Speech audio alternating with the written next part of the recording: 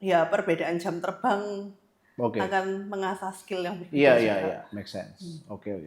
Harusnya jarang lah ya yang stunting, karena saya lihat tuh anak-anak sekarang tuh malah cenderung gizi berlebihan. Oh gitu ya. Jadi untuk mengoptimalkan tuh yang pertama itu dari kan you are what you eat gitu. Oke, Nah, menarik. apa dulu yang dimakan? Yes.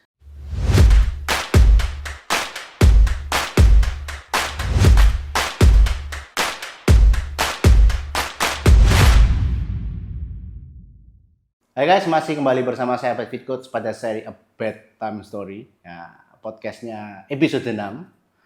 Sudah 2 bulan nih nggak ngetik ya kan, mungkin agak sedikit blablabla gitu, tapi oke lah. Nah, kalau sebelumnya, 2 episode sebelumnya kalian dengerin aku ngomong sendiri kayak orang gila. Nah, kali ini saya nggak sendirian ya kan. Saya kebetulan menculik salah satu dokteran yang lagi naik daun nih. Nah, dan yang menarik ya kan, aku baru kali ini hari ini tahu wajah dia aslinya, karena selama ini dia maskeran terus gitu. Nah, ternyata luar biasa. Oke, kita sambut dulu di studio dengan dokter ngomongnya Shirley, betul ya? Ya. Oke. Gimana kabar? Baik. Oke, sebelumnya thank you banget sudah nyempetin waktu yang mungkin bisa dibilang ya ini weekend ya kan. Tapi ternyata kamu bilang paling sibuk. Apakah semua dokter anak kayak gitu? Maksudnya untuk weekend dia malah lebih sibuk dari biasa? Tergantung sih. Karena mungkin kan pagiku masih jadi mahasiswa anak sekolah ya. Oke. Jadi sibuknya kan pagi itu aktivitas sekolah, Oke. sorenya baru Cari duit. iya. bukan, menolong orang. Oh, menolong orang. Masuk. Loh, tapi menolong orang sebenarnya dengan duit semakin banyak, menolong orangnya bisa semakin banyak loh impact-nya, betul nggak? Iya, benar. Nah, sebelum kita masuk lebih lanjut dan lebih dalam, ada peribahasa ngomong tak kenal maka tak sayang, Dok. Mungkin perkenalan sedikit intro. Halo semuanya, nama saya Shirley, saya dokter anak. Sekarang sih lagi prakteknya tuh di Mayapada, mungkin bulan depan akan menambah. Terus Hardcore nih, pencari uang terus, pencari rupiah dia. Oke. Saya alumni dari UNER Surabaya. Oke. Dengar-dengar nih ada kabar burung, benar berarti. Kabar burungnya lagi mengenyam pendidikan lanjutan. Apa itu? Iya. Boleh share sedikit nggak? Lagi ngambil konsultan. Konsultan. Jadi mungkin kalau mama lihat kayak di plang-plang dokter gitu yang belakangnya tuh ada K dalam kurung, nah, itu loh. Itu buat nambah tulisan K itu ada pendidikannya pendidikan tersendiri. Oke. Itu kayak berarti kayak sekolah lagi berarti ya, kayak master gitu kah atau ya apa? Kalau master tuh setara spesialis. Oke. Gitu. Kalau ini atasnya lagi. Waduh. Beda nggak sama yang DR tapi D-nya besar? Beda. Kalau DRD-nya besar tuh kan S3 itu lebih ke arah pendidikan kayak sekolah kayak ekonomi, terus yang teknik yang S1, S2, S3. Oke. Kalau ini kita tuh jadi kayak profesi, tapi ya mungkin kayak S1, S2, S3 tapi di bidang profesi. Gitu. Oke, bisa share sedikit ya. Kira konsultan nanti kalau lulus nih, bener ya ngomongin lulus ya. Nah, lulusnya nih bisa sampai sejauh apa sih? Mengkonsultasi tentang apa? Jadi gini, kalau semakin tinggi itu semakin mengerucut, bukan semakin meluas. Oke. Make sense, expert dong. Jadi kan kalau kita kan mau jadi konsultan, itu kan harus lewat jalur spesialis anak dulu. Oke. Jadi otomatis ilmu kompetensi dokter spesialis anak itu harus tetap terkuasai. Yes. Nah, cuman kalau konsultan ini kita ada keahlian tambahan. Oke. Nah, kebetulan kan saya lagi ngambilnya ini tuh konsultan jantung anak atau kardiopediatri. Oke. Jadi nanti ke depannya itu ya menangani penyakit anak biasa ditambah atau difokuskan di anak-anak dengan penyakit jantung bawaan. Oke. Aku kepo nih. Apa dari sekian banyak nggak sih? Masih spesialisasinya banyak nggak? Banyak. Nah, apa dari sekian banyak itu yang nggak ngerti pasti? Kenapa kau milih untuk jantung bawaan? Yang pertama itu ada adrenalin rush. Oke. Ya, kan berhubungan seru sama ini ya. Kan berhubungan sama jantung ya kan. Enggak monoton. Oke. Ya bukan berarti yang bagian lain monoton ya, tapi menurutku kan kalau ini tuh ya tindakannya ada tindakan lah gitu. Enggak cuman cuap-cuap doang. Oke. Nah, jadi ada namanya tuh kateter. Mungkin yang pernah dengar kan sama seperti kateter pada dewasa. Tapi ini kita nggarapnya tuh di anak-anak atau bayi-bayi. Gitu. Nah, terus yang kedua itu kasus penyakit jantung bawaan tuh masih banyak banget. Oke. Tapi kayak fenomena gunung es, jadi nggak ketahuan. Masih banyak orang yang takut memeriksakan anaknya. Kalau udah dibilang ini kayaknya jantungnya ada kelainan ini, terus takut gitu. Ada yang takut itu nggak diapa-apakan. Ada juga yang kalau yang mampu langsung terbang ke Singapura. Padahal sebenarnya tuh bukan membela diri ya, tapi setelah saya mendalami ternyata untuk kemampuan skill-skill seperti kateter gitu, kita Indonesia terutama Surabaya itu jauh di atasnya negara-negara tetangga seperti kayak Singapura. Oh really? Ya. Oh, ini aku baru tahu nih. Aku juga baru tahu itu tahun lalu waktu ikut course di Vietnam.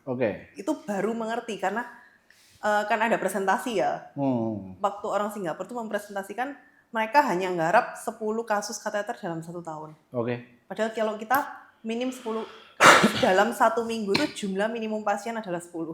Wow. Jadi kan ya perbedaan jam terbang akan mengasah skill yang berbeda. Iya, make sense. Oke. Jadi bisa bahas sedikit ya? Ya. Oke, jadi gini, topik kita hari ini menurutku cukup menarik karena mungkin aku akan buka dengan statement ini ya. Bahwa it's easier to build a strong cage than repair a broken man. Dan aku percaya bahwa sebenarnya kebetulan aku juga punya anak ya, dokternya dia by the way, ya kan. Kita mungkin sebagai orang tua Gen Z ya atau mungkin Gen Alpha ya. Kita punya keuntungan yang mungkin di zamanku dulu waktu kita kecil dulu mungkin ya bingung kan gitu, dokternya itu aja, dan sekarang juga informasi itu banyak. Nah menurutku juga kalau kita dulu itu kekurangan informasi, kita sekarang itu overload informasi, ya kan. Maksudnya nanti ada dokter A ngomong itu, dokter B ngomong itu, dokter C ngomong itu. Maksudnya kan sebenarnya kan yang paling penting kan konteksnya ini kita ngomongin siapa dulu nih. Maksudnya anaknya seperti apa dan segala macam. Maksudnya kan menjadi lebih sangat mudah apalagi kalau ada embel-embel, ada sosmed di belakangnya yang nggak ada konteksnya. Ya kan ngomongnya secara general, dipukul rata.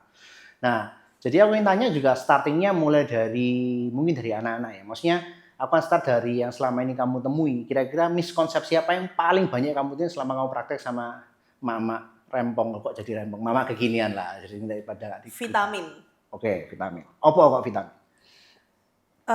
Banyak orang tua tuh, kok anakku nih sering sakit ya dok ya, apa kurang vitamin? Gitu. Seperti itu. Jadi paling banyak malah dari sisi vitamin nih. Iya, jadi galaunya tuh vitamin apa dok? Aku harus beli apa? Aku ini mau terbang ke Singapura, aku mau terbang ke Korea, aku mau ke Jepang. Vitamin apa yang bagus yang harus tak beli di sana? Kayak gitu. Oke. Sebenarnya aku juga sama kayak gitu, maksudnya tapi memang dari dulu aku pribadi, aku ini tipe orang yang nggak suka minum obat kalau nggak perlu. Ya. Suplemen juga sebenarnya aku perasa juga ya namanya ada tambahannya. Nah, oke, kalau kita mau dalam konteksnya anak-anak, sebenarnya perlu nggak sih minum suplemen atau vitamin-vitamin kayak gitu? Tidak semuanya itu perlu. Gitu. Masalahnya sekarang yang beredar banyak itu kan komposisinya itu kan multivitamin ya. Yes. Nah, yang dimana tuh dominannya tuh B kompleks gitu. Dan itu apakah menambah daya tahan tubuh? Ya nggak juga sih, bukan itu yang komponen utamanya. Apakah meningkatkan nafsu makan? Sebenarnya ya nggak juga. Gitu. Jadi ya cuman karena mungkin banyak iklan-iklannya di sosmed atau iklan-iklannya ya banyak yang mempromosikan lah. Jadi dalam arti tuh banyak yang curcol kayak anakku loh pakai ini tuh jadi nggak gampang sakit, jadi nggak susah makan. Tapi apakah hasil dari satu orang yang ngomong gitu tuh bisa digeneralisasikan pada semuanya? Yes. Kayak gitu. Jadi kalau misalnya nih ada pertanyaan banyak nih. Kalau misalnya kita ngomong nggak perlu. Kapan kita tahu kalau perlu dan kemudian sebaiknya kapan kita minum? Gak tau ya, kalau dari aku misalnya aku dalam konteksnya aku fitness ya, dosis tergantung. Dosis, kemudian juga brand sebenarnya nggak terlalu berpengaruh, kita lihat dari komposisi. Nah kira-kira kalau untuk anak-anak, sebenarnya mereka itu apa sih? Gitu. Maksudnya aku di ini kepo dalam kita mungkin secara general mungkin kamu tambahin sedikit juga nggak apa-apa. Ya. Jadi kalau vitamin itu memang perlu nggak anakku tuh vitamin? Ada memang suplementasi yang sudah direkomendasikan oleh IDAI, diwajibkan ada timing-timingnya untuk pemberiannya. Gitu. Nah, contoh yang paling mendasar ya, itu adalah zat besi. Zat besi itu beda sama zinc, karena orang-orang tuh sering tak bilang tuh, loh ini sudah minum ini gitu. Jadi zat besi itu Fe gitu, besi. Kalau zinc itu zinc sendiri, itu mineral beda lagi. Nah, kalau zat besi ini terutama pada bayi-bayi yang hanya mendapatkan ASI saja, itu penting pemberiannya mulai usia 6 bulan. Start 6 bulan ya. Ya, start 6 bulan itu bisa dilanjutkan. Nah, terus yang kedua, yang lagi naik-naik daun, probiotik. Gitu. Ya. Nah, banyak banget yang bilang, dok, anakku tak kasih probiotik ini, katanya lebih tidak gampang sakit. Nah, kayak gitu-gitu kan ya. Nah, jadi fungsinya probiotik ini sendiri itu do no harm gitu. Jadi kalau mau dikasih boleh, mau enggak juga enggak masalah. Gitu. Fungsinya apa sih gitu? Nah, kalau probiotik ini tuh fungsinya tuh sebenarnya tuh lebih ke arah dia itu mengisi usus kita tuh dengan bakteri baik, gampangnya tuh seperti itu. Yes. Nah, diharapkan saat bakteri baiknya itu bagus di dalam usus itu bisa meningkatkan atau membentuk sistem imun atau sekretori IgA yang bagus gitu. Jadi saat kita makan ya mungkin yang rada enggak karuan gitu ya, enggak gampang sakit perut seperti itu. Dan memperbaiki kalau ususnya bagus, fili-fili atau rambut-rambut di dalam ususnya tuh bagus, logikanya kan penyerapan nutrisinya juga lebih bagus. Ya. Jadi yang dimakan ini tuh bisa terserap dengan baik dan berfungsi dengan baik. Seperti itu. Terus yang ketiga itu vitamin D. Nah, vitamin D ini tuh memang perlu karena semenjak kejadian COVID kemarin tuh ternyata banyak yang kekurangan vitamin D. Tapi itu penelitian di luar negeri. Ya. Untuk di Indonesia sendiri sebenarnya belum ada sih kepastian bahwa setiap anak itu perlu vitamin D. Ya. Gitu. Nah, cuman banyak orang tua itu yang dari awal lahir tuh udah bingung, dok perlu vitamin D enggak? Perlu vitamin D enggak? Gitu. Ya, jadi kalau bayi lahir tuh banyak rekomendasi. Memang ada beberapa rekomendasi dari Amerika maupun dari Eropa tuh menyatakan bahwa bayi lahir, baik ASI maupun non ASI itu boleh diberikan vitamin D sejak lahir. Yaitu sebesar 400 IU. Tapi ada juga rekomendasi lain yang mengatakan itu sebesar 200 IU. Gitu. Kalau dari saya pribadi sih, saya nggak selalu mewajibkan bayi dengan vitamin D itu sejak awal kelahiran. Tuh, biasanya sih kita tunggu sampai dia tuh di atas 6 bulan. Kalau minum susunya tuh selalu di bawah 1 liter dan makannya tuh memang kurang gitu. Nah, itu bisa kita mulai kasih vitamin D. Atau ini anak-anak dengan alergi berat. Karena kalau anak dengan alergi itu kadar vitamin D-nya tuh turun memang. Jadi perlu kita suplementasi seperti itu. Kebetulan kamu sempat singgung ASI ya? Ya. Kan gitu.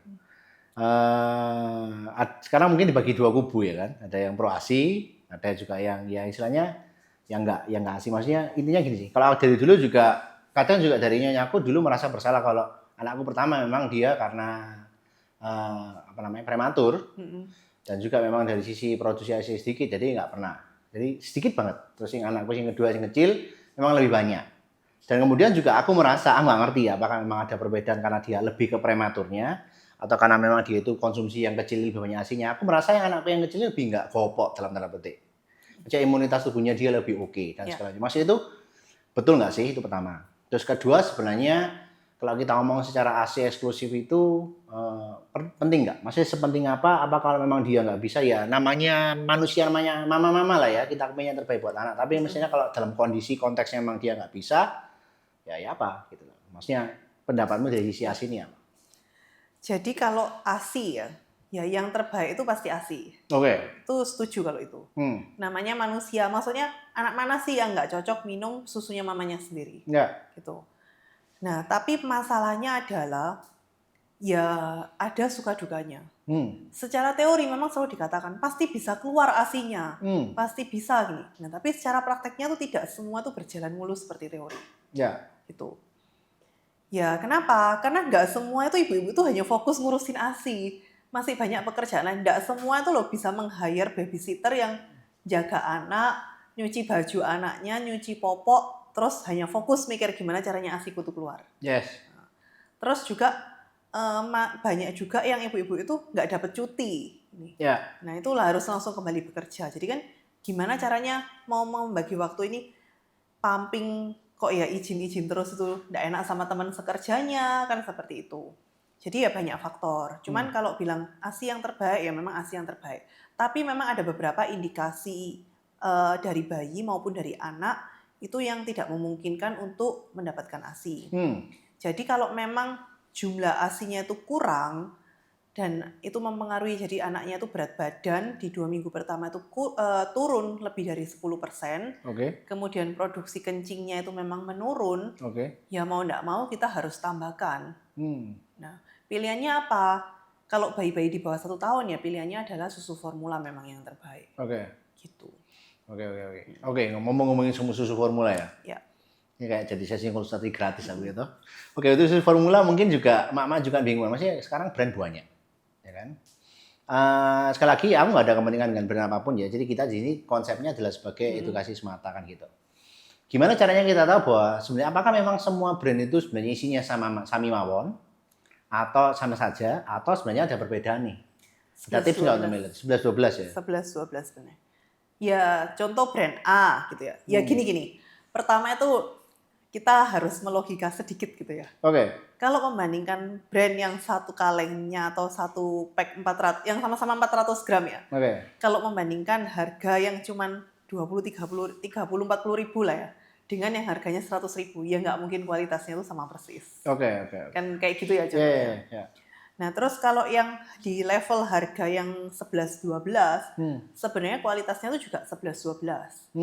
Sama-sama promonya tuh pasti sudah ditambahin dengan prebiotik dan probiotik. Itu sudah sama, hanya jenisnya aja yang berbeda-beda. Oke. Nah mana yang lebih bagus? Ya nggak ada, semua tuh punya keunggulannya masing-masing. Dimana kalau kita pakai ASI itu memang mikrobiotanya itu lebih bervariasi. Karena tergantung dari mamanya juga kan. Yes. Nah terus udah ditambahin DHA lah dan yang lain-lain gitu. Ya memang semuanya ditambahi, tapi ya balik lagi.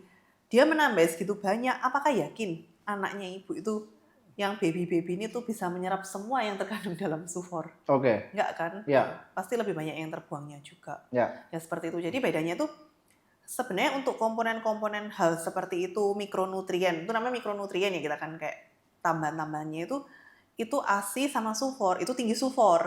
Oke. Kenapa? Karena ya itu kalau di ASI itu pasti terserap full. Ya. Jadi nggak perlu tinggi-tinggi. Kalau di sufor dia perlu tinggi karena nggak semuanya itu akan terserap oleh bibinya. Oke. Gitu. Jadi 11-12 ya?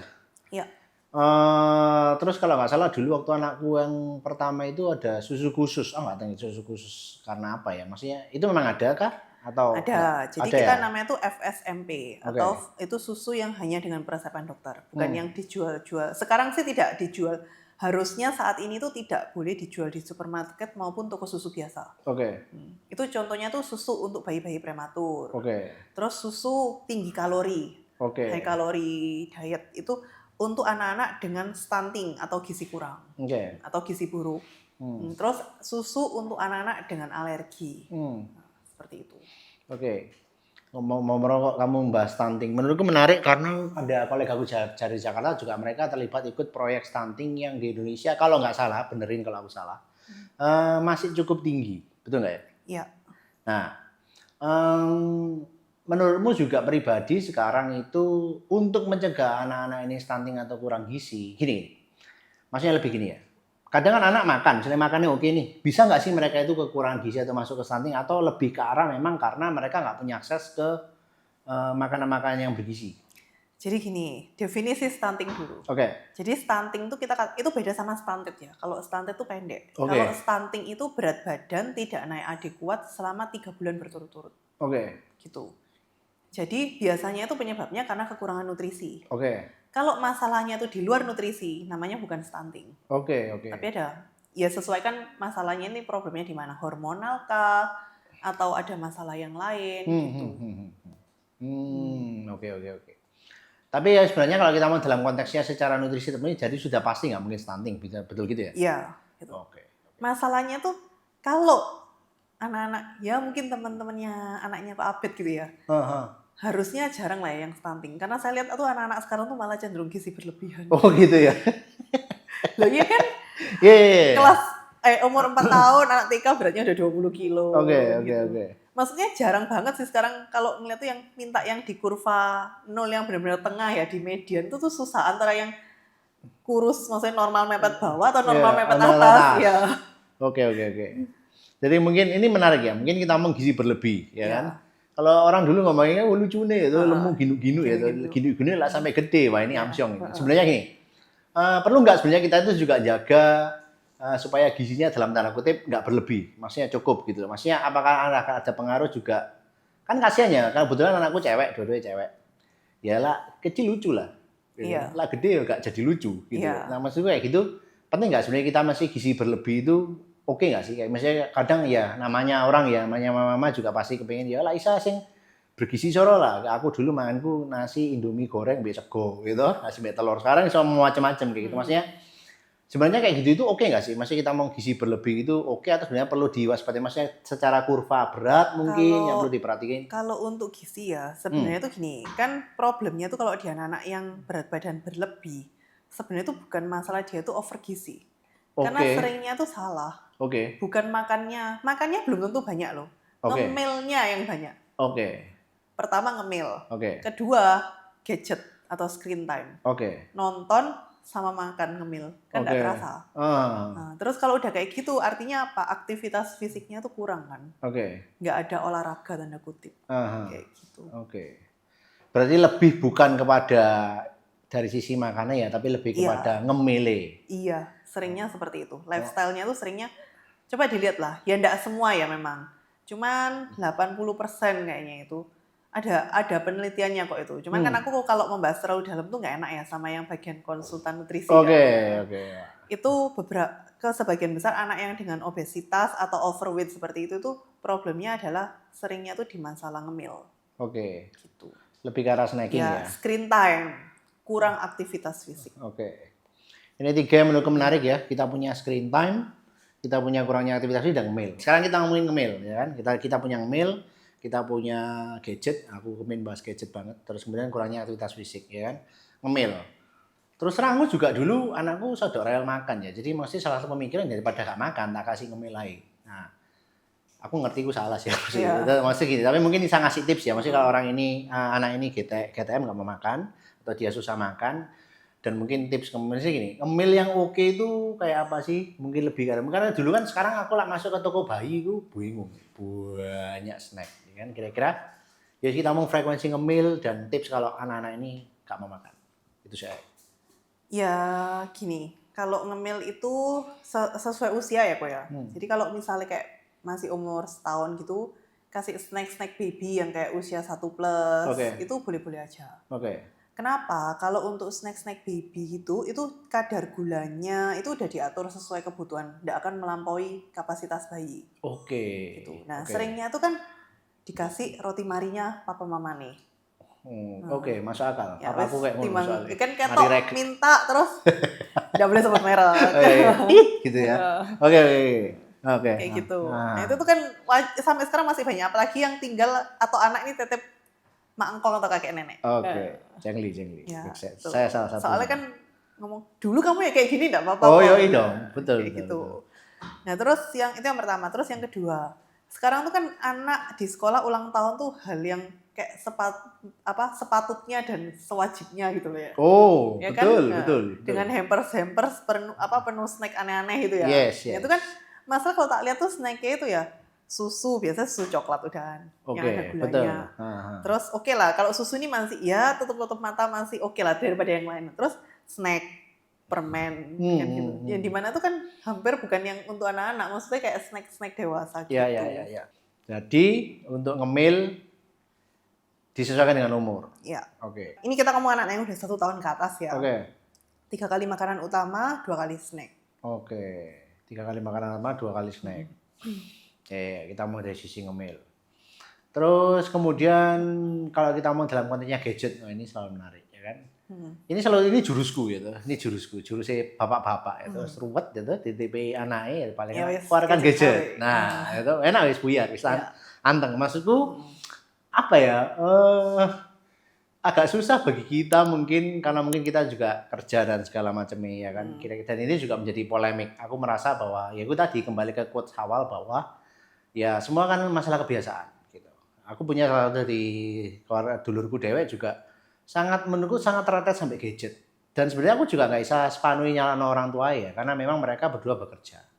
Jadi kasarannya juga waktu mbak anak ya titik gitu. Maksudnya bukan mereka nggak mau, tapi karena itu mungkin tuntutan pekerjaan dan segala macam. Nah kira-kira untuk itu ada tips nggak sih? Maksudnya juga kemudian untuk gadget sebenarnya screen time sendiri itu sehat. Kira ada sehatnya nggak sih? Maksudnya ada barrier gitu atau ya? Jadi gini, screen time itu ada batasnya. Karena kalau terlalu sering itu juga untuk yang nggak sehatnya itu yaitu adalah ganggu mata kan, radiasi juga. Iya. Jadi biasanya kita batasin untuk anak usia 1 tahun ke atas itu 1 jam per hari. Oke, 1 Dan itu jam. enggak full langsung 1 jam, tapi terbagi beberapa. Jadi kayak 10 menit, 15 menit gitu. Oke. Itu yang pertama. Terus yang kedua, boleh nggak sih screen time? Sebenarnya itu boleh-boleh aja. Contohnya ini, misalnya harus screen time, tapi bukan anaknya itu dikasih HP. Nih, nonton diem. Oke. Atau ditaruh di depannya TV, udah nonton TV gini. Nah, tapi gimana caranya screen time tuh jadi hal yang penting, yang berguna. Yaitu contoh nonton apa ya, kayak Miss Rachel lah atau apa gitu ya. Film-film sekarang. Nah, papan ini di sampingnya anaknya. Nah itu lihat, apa itu Miss Rachel bilang apa? Itu bis gitu. Bus gitu. Itu car, jadi ikut. Jadi dia itu adalah dari screen time atau gadget atau TV itu hanyalah sebagai sarana untuk anak ini tuh belajar. Oke. Nah, tapi kan dia mendengarkan papanya bahwa oh itu loh namanya itu bis, itu mobil, itu warnanya apa, kayak gitu. Oke. Jadi kita di sampingnya ini ikut menerangkan. Gitu. Lah nggak bisa menerangkan.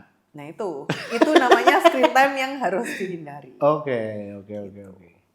Jadi mungkin agak susah mungkin ya, maksudnya selain dari itu, ya aku bilang kayak itu tentang pekerjaan tadi, memang anggaplah itu memang terjadi. What's the worst case that can be happen, dan kemudian kira-kira what's the solution, apa solusinya?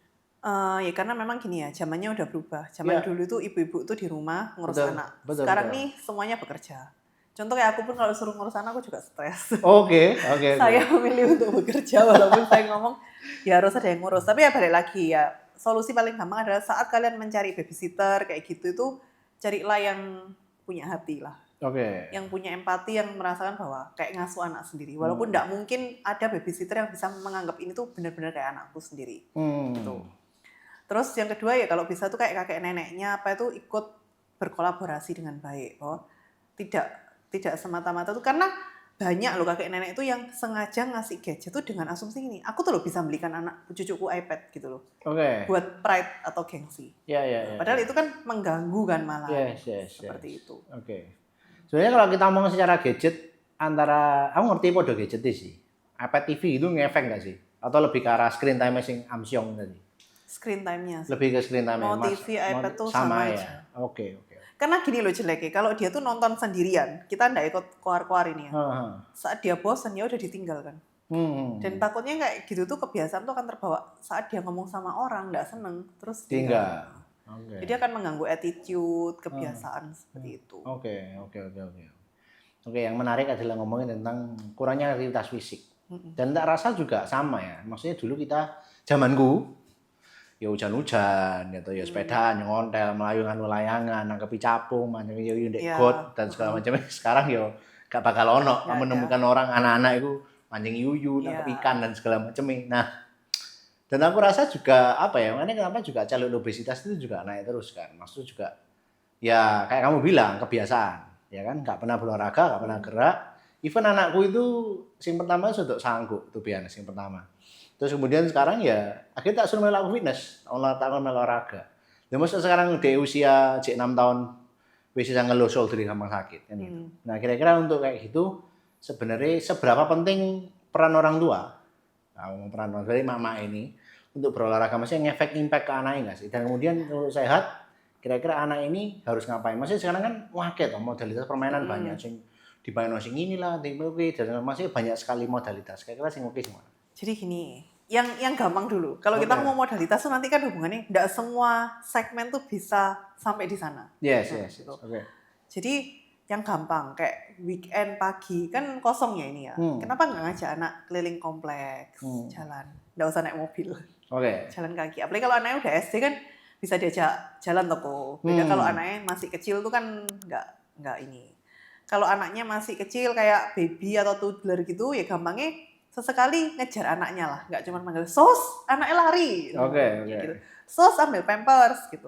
Kayak gitu. Jadi dijaga sendiri saat waktu-waktu papa mamanya ini ada di rumah. Sekalian untuk bonding kan ke anaknya. Jangan sampai saat anaknya butuh apa-apa tuh nyarinya tuh sos, bukan nyari orang tua nih. Kayak gitu. Jadi lah kamu weekend nemenin kamu jajan dengan anakmu berarti? Iya loh. Oh ya. Pokoknya kalau selama jadi kan dulu tuh kemana-mana selalu nyetir sendiri.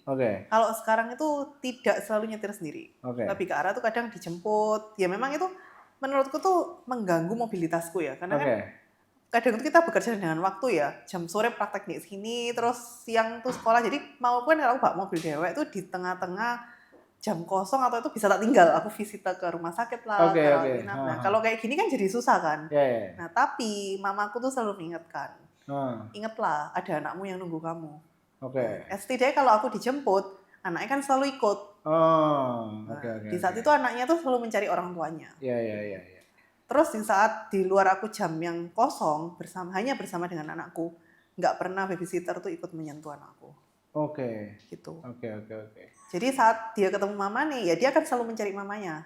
Bye, susternya wes dikunci di luar kamar. Gitu. Jadi mungkin lebih ke arah strategi yang setiap orang disesuaikan sama tiap dari mama mungkin ya. Jadi ya memang kan, ya aku harus memahami lah, semua orang ini punya kesibukan masing-masing gitu. Tapi saat kalian sudah sedikit lowong itu ya, wes pegangan lah ini anak ini, ya ingatlah gitu. Ya memang walaupun capek ya, tapi ya gimana wong sudah konsekuensi memilih untuk punya anak kan gitu. Iya, betul. Kalau nggak salah harusnya rekomendasi untuk di anak-anak itu at least minimum 1 jam per hari. Seingatku ya. Maksudnya untuk screen time ya. Maksudnya untuk aktivitas fisik terasa juga sama. Aktivitas fisik itu enggak sampai 1 jam. Nggak sampai biasanya ya? Cuman jadi sebenarnya tidak ada batasan pasti. 30 menit, 30 sampai 60 menit gitu. Tapi yang pasti itu meliputi ada kayak kardionya gitu. Jadi ada warm up-nya, pemanasan, terus ada penguatan otot dan tulang. Gitu. Untuk penguatan otot dan tulang, nya sebenarnya di start dari berapa tahun? Kalau aku mungkin pertanyaan paling banyak kan karena kebetulan juga kita nangani beberapa anak-anak yang atlet, kayak contoh atlet golfer 11 tahun, terus kemudian atlet futsal 13 tahun. Tapi juga anakku juga 6 tahun tak suruh ngangkat beban meskipun juga 70-80% kan body weight. Loh kan nggak harus angkat beban. Jadi sebenarnya dari umur berapa itu kita startnya tuh biasanya sekitar 3 tahunan. 3 tahun ya? Nggak harus, jadi jangan diharapkan tuh kalau weightlifting itu penguatan otot dan tulang tuh selalu angkat beban. Jadi contohnya kayak mainnya tuh nggak cuma jalan tok, tapi ada kayak basket. Itu kan dia lompat, ya itu kan penguatan otot tulang juga kayak gitu. Terus nggak cuma bersepeda, tapi kadang tuh kayak ada yang enjot-enjot itu loh. Tahu. Stepper gitu ya. Itu kan memperkuat otot juga kayak gitu. Jadi sebenarnya divariasi ya sih. Soalnya kalau nanti, masa anakku suruh ngangkat beban dok gitu kan. Nanti lah bongkok gimana? Kalau tambah pendek gimana? Kan masih gitu kalau itu komentar mama. Ya. Oke. Jadi sebenarnya apapun itu modalitasnya cari memang yang aktivitas sesuai yang menyenangkan buat anak, betul ya? Jadi kan kalau anak umur 3 tahun nggak mungkin kita suruh angkat beban kan? Ya pastilah. Jadi aja main lempar-lempar bola, terus belajar lompat kayak gitu. Soalnya kan sekarang kan juga banyak sekali tak rasa yang memang buka spesialis yang kayak kayak sensorik motorik kayak gitu gitu. Nah sebenarnya itu perlu nggak sih? Maksudnya aku cukup banyak punya klienku yang bawa anaknya kayak gitu-gitu juga. Ada yang juga malah tes dan segala macam. Itu sebenarnya perlu nggak sih? Jadi kalau kayak sensory park gitu ya. Kalau zaman kita dulu itu kan kayak anak TK ya, kita sekolah ya. Kan kayak ada prosotan, main di pasir, tuh kita main kan. Anak sekarang tuh nggak semuanya main kan. Betul. Kotor udah langsung pulang gitu. Langsung pulang naik mobil. Nah itu mungkin tak rasa sebenarnya ya sekarang perlunya karena perubahan lifestyle kita gitu.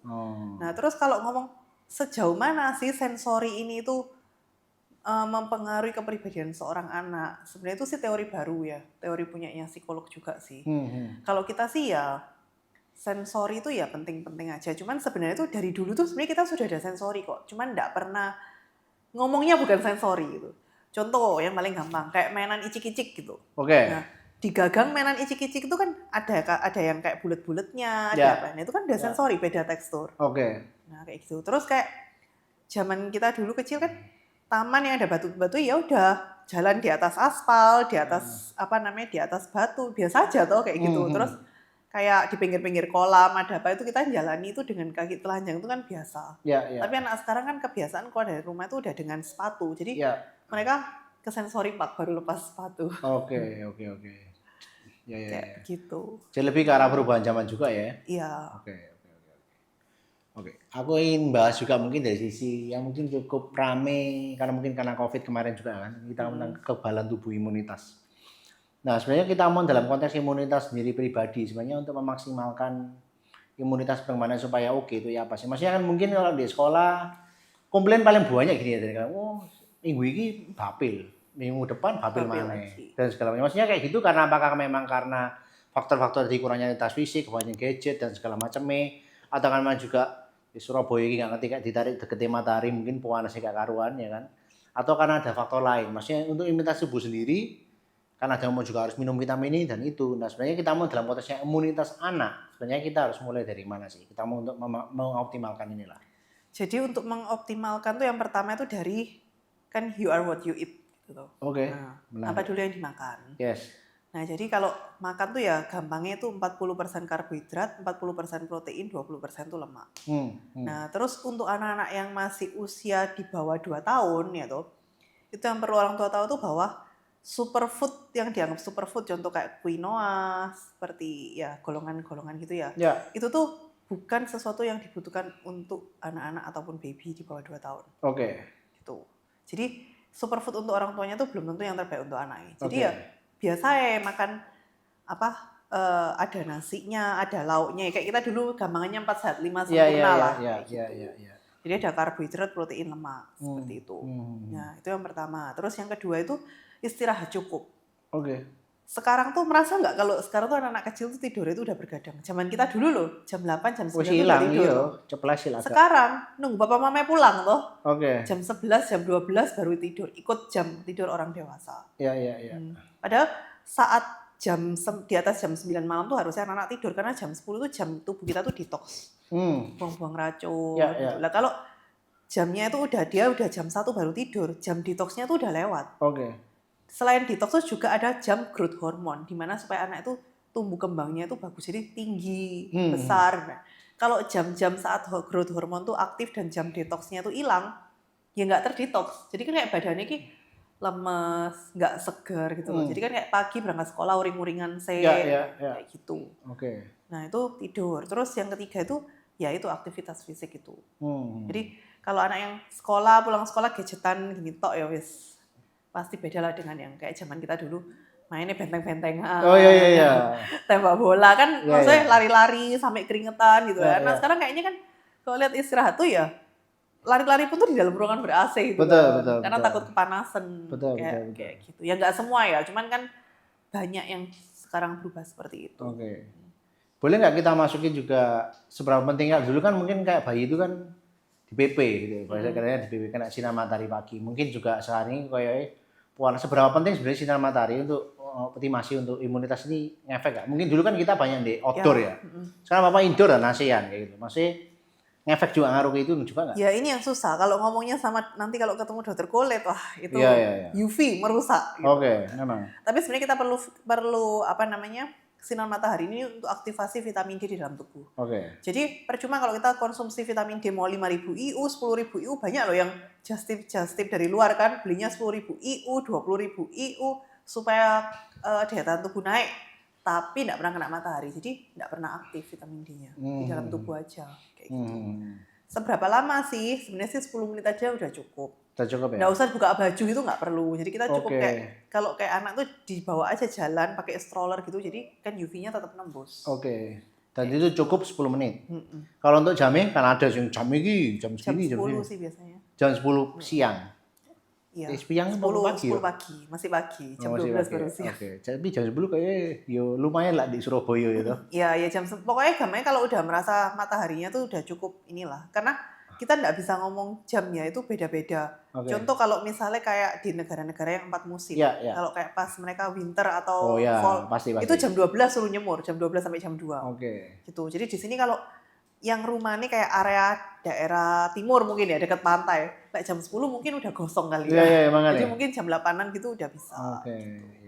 Disesuaikan lah. Iya, sesuaikan. Iya. Oke. Kita mau ke kepala tubuh. Yes.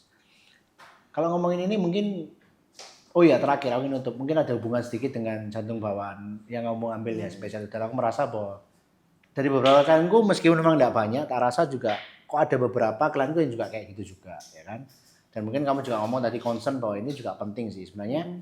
berarti wajib ya sifatnya itu ngecek jantung gitu sebenarnya wajib. Maksudnya kayak sekarang mungkin kan sekarang kan canggih ada sing feto maternal kan segala bla bla bla. Jadi sebenarnya itu sudah termasuk nggak sih atau itu optional untuk dicek lagi? Kalau feto maternal memang di konsultan feto maternal. Ya, jadi kan ada orang tuh cuma bilang udah feto USG 4D gitu. Jadi beda ya. Kalau USG 4D itu kan ya semuanya bisa melakukan gitu. Tapi kalau feto maternal tuh memang ada konsultan feto maternal sendiri gitu.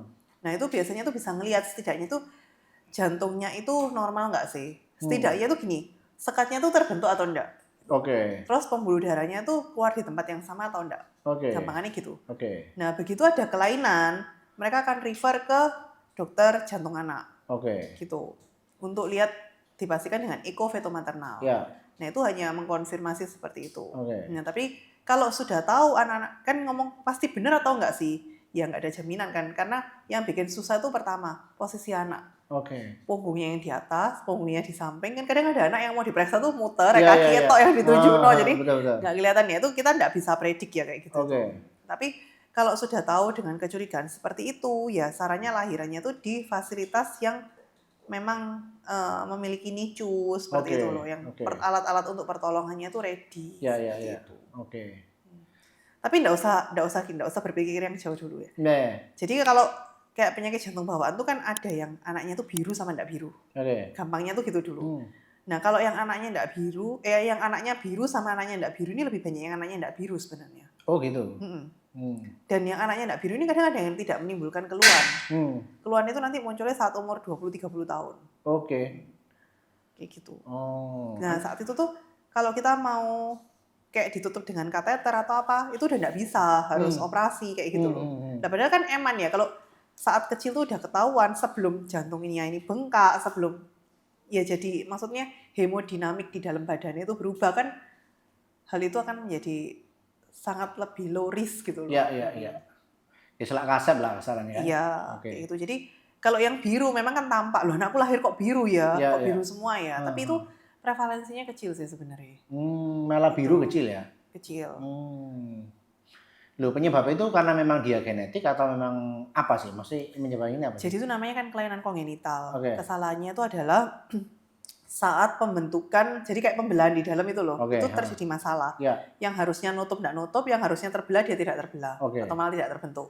Ya, gampangannya itu seperti itu. Nah, apakah itu berhubungan dengan genetik? Itu sih sampai saat itu masih research ya. Tapi hubungannya itu bukan di gen-gen besar. Jadi kalau mungkin sudah pemeriksaan apa sih itu yang mahal itu NIPT. Nah, kan kadang tuh soalnya mama tuh bilang tidak kurang loh ini kayak tak di-tag gitu ya. Bu, ini kemungkinan ini anaknya ada suara tambahan Bu di jantungnya. Mungkin anaknya Bu ini jantung bocor. Coba kita eko dulu misalnya. Loh dok, aku tuh udah NIPT loh dok. 10 juta gitu. Katanya normal semua. Nah, masalahnya ini nanti risetku lulus ini ya gitu. Itu beberapa itu gen-gen yang berpengaruh di lubang-lubang itu bukan gen-gen besar yang bisa didetek oleh NIPT. Tapi hanya bagian kecil dari gen-gen itu. Dimana nggak mungkin kita meriksa semua nih tuh. Nanti beratus-ratus juta. Iya. Kayak gitu. Ya itu jadi risetmu tadi ya. Berarti misalkan ada gen kecil, ada pemeriksaan yang perlu dicek lagi nggak? Maksudnya apa gitu nggak?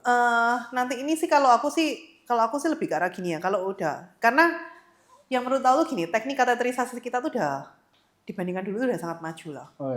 Jadi kalau anaknya Bapak Ibu sekalian tuh didiagnosis penyakit jantung bawaan yang non biru, ya toh, nggak usah galau. 80% tuh bisa kita tutup dengan kateter. Boleh nggak ya aku ngomong 80% ini? Nanti guru-guruku jadi galau. Atau dokter bedah yang marah-marah sama aku. Tapi maksudnya tuh banyak kok yang, jadi jangan berpikir tuh bahwa loh aku harus operasi di bedah jantung gitu. Nggak kayak gitu. Banyak kelainan tuh yang bisa kita tutup tuh kita selesaikan dengan kateter aja. Dimana tuh hanya kayak orang diinfus gitu loh. Kayak gitu. Jadi, nah kalau yang risetku ini lebih ke arah saat pasien-pasien dengan kelainan jantung atau jantung bawaan ini tuh, kan kalau yang dibiarkan tuh ada yang berkomplikasi, ada yang enggak toh. Nah, kecurigaanku tuh memang kalau yang berkomplikasi itu adalah yang dia manifestasi genetik. Jadi nanti kita ke depannya itu mungkin kalau ini memang terbukti, kan enggak tahu ya namanya research kan. Kalau emang terbukti dan bermanfaat, mungkin ke depannya pemeriksaan gen ini tuh bisa dijadikan kalau pasien dicurigai penyakit jantung bawaan ya kita akan periksa gen itu. Gitu. Ya. Kalau gen itu ada masalah ya ayo segera ditutup sebelum tambah kasep. Oke. Ya. Ini menarik ya. Jadi mungkin bisa di episode selanjutnya gitu. Oh, tapi gini ya. Ini mumpung bahas gini ya. Jadi aku jadi teringat banyak yang anak saya kok batuk pilek terus ya. Nah, ingatlah kalau batuk pilek terus itu tuh selain kita nggak ngomong pneumonia ya memang kan itu penyebab ya kalau itu kausatif. Tapi mikir sesekali itu kita perlu loh screening jantung yang anak batuk pilek terus tuh. Oke. Karena penyakit jantung bocor yang kadang nggak ketahuan gitu. Kan seperti yang tak bilang ada yang parah, ada yang nggak itu kadang nggak ketahuan. Anaknya tuh keluarnya tuh berat badan susah naik, gampang batuk pilek kayak gitu. Oh, jadi misalnya memang sering batuk pilek, berat badan susah naik mungkin bisa dicek itu kan ya. Kan maksudnya kalau screening echo itu kan non invasif ya, cuman kayak USG gitu. Nggak ada radiasi juga. Jadi Nah, terus kalau yang yang anaknya tuh kayak dengan alergi seperti asma, yang sering kambuh, itu juga sering ditemukan tuh ada kelainan di katup yang mengalirkan darah dari jantung tuh ke paru. Gimana itu yang bisa bikin kok masih sesak ya? Sudah minum obat nih kok masih sesak ya? Kayak gitu loh. Oke. Jadi memang itu yang banyak yang masih orang awam tuh masyarakat ini netizen ini belum mengerti. Karena pikiran itu duh, anakku sakit jantung, wes dunia berakhir iki, harus beda jantung kan gitu kan. Padahal belum tentu. Oke. Jadi misalnya mereka ada problem itu, mereka bisa kamu tuh? Bisa ya? Bisa. Nanti kalau yang saya nggak bisa akan kita diskusikan dengan guru-guru saya. Tenang. Kita ini kok kita ini tim ya? Tim. Nah, karena kalau kerja namanya kan kita intervensionis ya. Jadi kalau kayak bedah gitu kan kita tim, kita enggak yang tercerai-berai gitu. Oke. Menarik. I think that's it for today untuk sesi ini. Pastinya juga mungkin akan banyak pertanyaan-pertanyaan seputar yang muncul, mungkin pola pelanjutan dan sebagainya. Tapi aku selalu ngomong bahwa konteks itu penting, ya kan? Kasarnya juga siapa individu di depan kita, kemudian keluhannya apa dan sebagainya, detailnya kudu ada. Dan pasti ya paling gampang ya ke dokter anak kan itu, ya kan? Mungkin bisa share dok, maksudnya sedikit. Kalau mau nemui dokter bisa di mana? Prakteknya di mana aja sih? Sementara ini adanya tuh di Mayapada, terus sama di Apotek Filina. Di Apotek Filina ya. Itu di mana? Di Jalan Keranggan, Surabaya Pusat. Itu by appointment. Semuanya tuh kalau bisa appointment supaya dapat jam, jadi nggak nunggu terlalu lama. Soalnya biasa kalau nunggu itu kan males ya semuanya. Gitu. Atau kalau enggak bisa kontak di Instagram. Di Instagram ya? Apa? Instagram apa? Dr. Shirley. Dokter titik. Dokter DOKTERSHIRLEY. Nanti tolong dikasih gambaran ya kan, itu penting. Thank you for the time dok. And pastinya ya, masih ada tertak kalau misalnya memang ada keterbatasan atau mungkin juga ada info data yang mungkin belum kita cover, please let me know juga. Kira-kira mungkin ya kedepannya harapannya ini bisa jadi following up juga ya, maksudnya pastinya juga setiap orang akan punya case-case yang berbeda juga kayak gitu. Thank you for the time. Thank you. Dan mungkin last closing message-nya apa? Mungkin kamu ngomong apa? Satu hal yang menurutmu penting tapi banyak orang nggak ngerti atau netizen masih miskonsepsi tentang anak itu apa sih? Mungkin inilah, aku menyampaikan bahwa tips supaya anak itu tetap sehat. Terutama di masa yang seperti ini. Jadi yang pertama itu makanan bergizi. Terus yang kedua itu tidur cukup, yang ketiga itu aktivitas fisik cukup, yang keempat jangan lupa lengkapi imunisasi. Seperti itu. Yang kelima jangan lupa check up ke Dr. Shirley. Itu dia. Nggak boleh promosi katanya. Nggak boleh. Loh kan gitu. lewat aku kan nggak masalah. Aku yang promosi kan aku bukan kamu ya kan. Terima kasih. Nanti fitnessnya sama Coach Abed. Thank you guys for tuning in. Kalau memang ada seputar saran kritik, pertanyaan mungkin yang mau mungkin ditanyakan atau mungkin topik-topik yang mungkin bisa dibahas di next topik kita selanjutnya, langsung DM aja atau share atau mungkin juga komen. And thank you, God bless and see you next time. God bless.